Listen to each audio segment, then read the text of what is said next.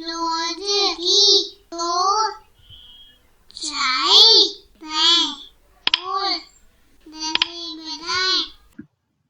दोस्तों, तो आप सब कैसे हैं? हम मिल गए हैं एक और बार और आज हम क्या करने वाले हैं ये हमें पता लगेगा थोड़ी ही देर में। तो आप अपनी स्क्रीन पर देख सकते होंगे कि ये लिखा हुआ है संज्ञा के भेद। तो हमने संज्ञा के भेदों के बारे में पिछली ही वीडियो में किया था। अगर आपने वह वीडियो नहीं देखी तो जल्दी से इस वीडियो से पहले वह वीडियो देखिए, क्योंकि आज जो हम करने वाले हैं वह इसी पर आधारित है।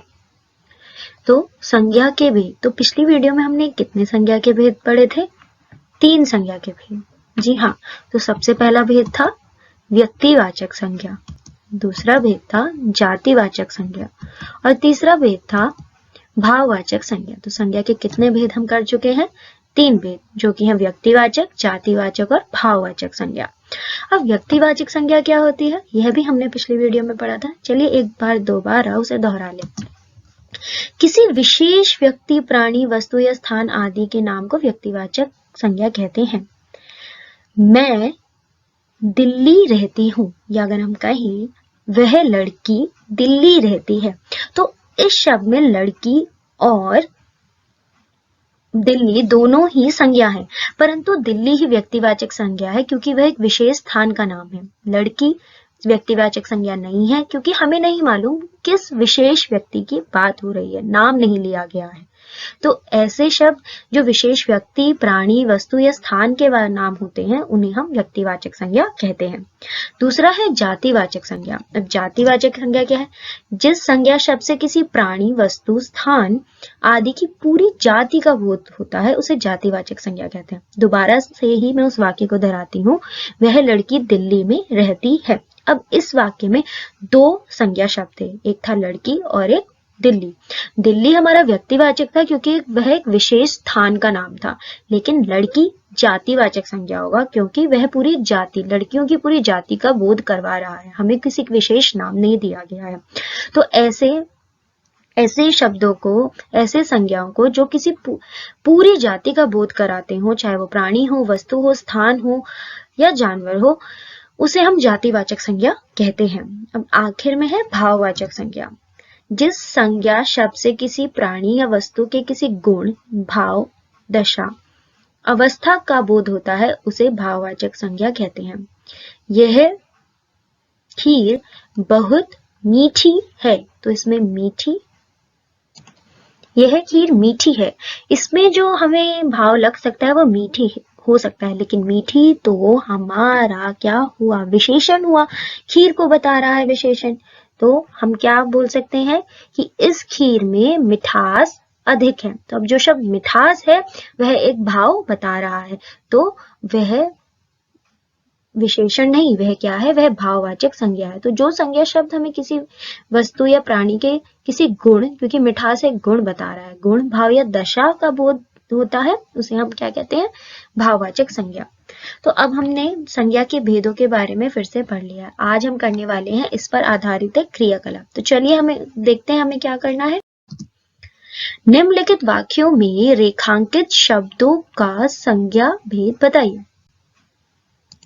तो हमें कुछ वाक्य दिए गए हैं और हर वाक्य में एक किसी शब्द को, किसी संज्ञा शब्द को किया गया है रेखांकित, है ना, और हमें ये बताना है कि वह व्यक्तिवाचक संज्ञा है, जातिवाचक संज्ञा है या भाववाचक संज्ञा है। तो ऐसे ही हमें 6 प्रश्न दिए गए हैं। 3 अभी आपको नजर आ रहे होंगे, 3 थोड़ी देर बाद में नजर आएंगे। तो हर वाक्य पर जाते हैं और देखते हैं कौन सा शब्द रेखांकित है और वह कौन सी वाली संज्ञा है। तो बंदर को बहुत गुस्सा आया। देखिए, बंदर बड़ा ही गुस्से में है।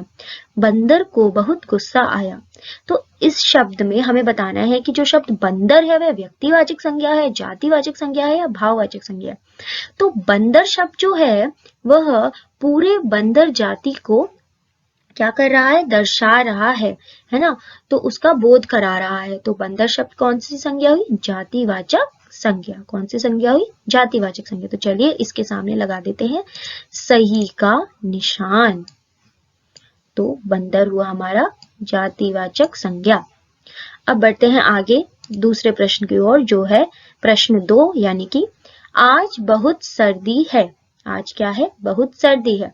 अब इसमें भी हमें दे रखा है व्यक्तिवाचक, जातिवाचक या भाववाचक।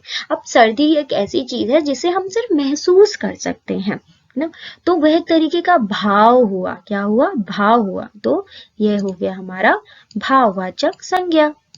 तीसरा प्रश्न है, नरेंद्र मोदी हमारे देश के प्रधानमंत्री हैं। अब जब हम नाम लेते हैं नरेंद्र मोदी तो हमें मालूम है कि हम इन व्यक्ति के बारे में बात कर रहे हैं, हम उसी विशेष व्यक्ति के बारे में बात कर रहे हैं जो कि हमारे देश के प्रधानमंत्री हैं। तो इसलिए ना वह जातिवाचक संज्ञा होगा और ना ही भाववाचक संज्ञा, क्योंकि एक विशेष व्यक्ति का नाम है तो यह व्यक्तिवाचक संज्ञा होगा। तो हम उसके सामने ही लगा देंगे सही का निशान। अब आगे बढ़ते हैं अगले प्रश्न की ओर, जो कि है राधा को बुढ़ापा आ गया है। अब बुढ़ापा ना कोई व्यक्ति है, ना विशेष व्यक्ति है और ना ही कोई जाति है। यह एक भाव है जिसे हम सिर्फ महसूस कर सकते हैं, है ना। तो ये कौन सा यह गुण है, भाव है, तो ये कौन सी संज्ञा हुई? भाववाचक संज्ञा। तो चलिए लगाते हैं सही का निशान भाववाचक संज्ञा के आगे। अब बढ़ते हैं पांचवें प्रश्न की ओर, जो है कक्षा में छात्र पढ़ते हैं। तो जब हम अब इसमें हमें बताना है छात्र, छात्र कौन सी संज्ञा है? व्यक्तिवाचक, जातिवाचक या भाववाचक। तो जब हम बोलते हैं छात्र, हम किसी विशेष छात्र का नाम नहीं ले रहे हैं, हम पूरी छात्र की जाति का बोध कर रहे हैं, हम पूरी छात्र की जाति पर रोशनी डाल रहे हैं। तो वह व्यक्तिवाचक संज्ञा नहीं है। और कोई अगर छात्र है तो हम उससे बात कर सकते हैं, हम उसे छू सकते हैं और हम उसे देख सकते हैं, तो वह भाव भी नहीं है। तो क्योंकि वह पूरी जाति का बोध करवा रहा है तो वह है जातिवाचक संज्ञा। तो यहाँ लगा देते हैं सही का निशान। अब आखिर में है रामायण धार्मिक ग्रंथ है। अब रामायण जो है वह एक विशेष वस्तु का नाम है। जब हम रामायण बोलते हैं तो हमारे दिमाग में कोई और किताब नहीं आती है, सिर्फ एक रामायण कथा हमारे दिमाग में आती है।